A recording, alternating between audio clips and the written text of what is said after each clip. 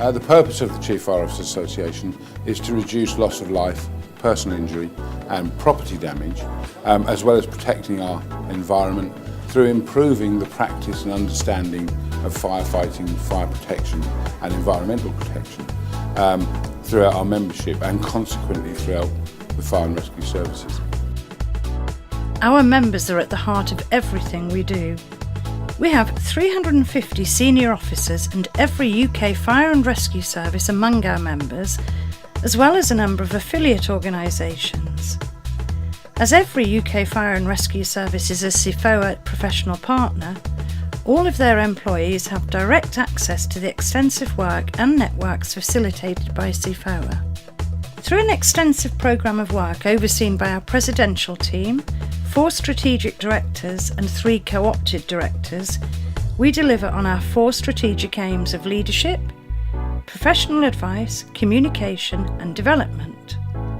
There are over 150 work streams and supporting working groups covering a diverse range of topics and sharing best practice. We host over 100 meetings a year.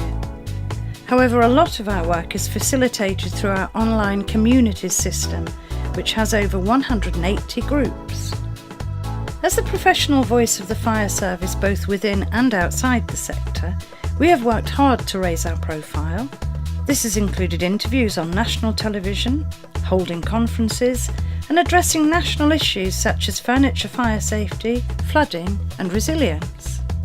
A key priority for the presidential team has been to build strong relationships with key partners and key stakeholders, and the team meet regularly with the Fire Minister, with opposition politicians, with civil servants and colleagues from the Local Government Association to ensure that we're best placed to influence future fire policy.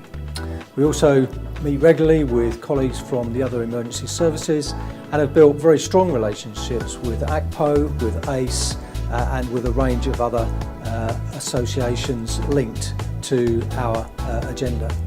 We've also got strong links with some well-respected think tanks such as Reform and the new Local Government Information Network. We support our members in fulfilling their leadership role of protecting and improving the safety of local communities. Our Executive Leadership Programme continues to be a huge success and supports the development of the future leaders of the service.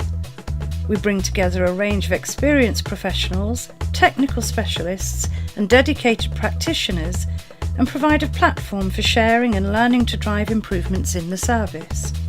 The CFOA Group consists of the charity and 3 subsidiary trading companies: CFOA Services Limited, CFOA National Resilience Limited and CFOA Blue Watch Limited, formerly known as CFOA Publications Limited. The charity's income comes from 3 main sources. Firstly, there are grants for specific projects such as the Supporting Inclusion Programme.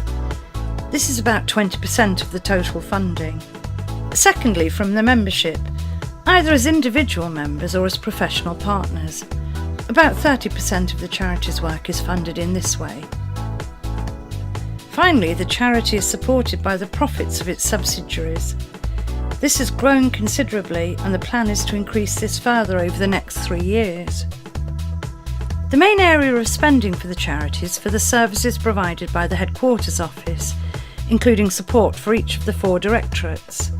Other areas include support for the presidential team, communications and projects paid for from specific funding.